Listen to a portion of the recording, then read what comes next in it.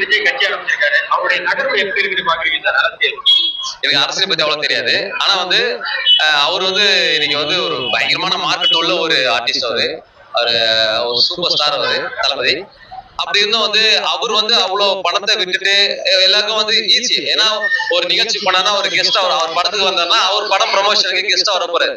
அவர் பேசினா கேட்கறதுக்கு எத்தனை லட்சம் மக்கள் இருக்காங்க. ஜாலியா வந்து பேசிட்டு பாய் பாய் சொல்லிட்டு அவர் போலாம். அப்படி பார்த்துட்டு இதே ஆள் வந்து பாத்தீங்கன்னா நிறைய கோடி இருக்கும், நிறைய கோடி தர போற படம் பண்ணா.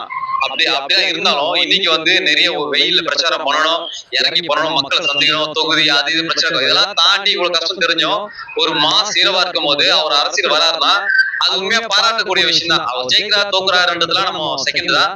ஆனா அந்த அந்த அவ்வளவு பெரிய ஒரு அரசியல வந்து அவர் கலந்துறாரு மக்கள் சேரனா உண்மையா ஒரு மக்களுக்கு எப்படி அவர் மனசு நமக்கு எப்படி தெரியும்? அவர் உண்மையா மக்களுக்கு ஏன்னா ஒரு விஷயம் மட்டும் தெரியும், இவ்வளவு பணத்தை விட்டு ஒருத்தர் வராருன்னும் போது இதுல வந்து நம்ம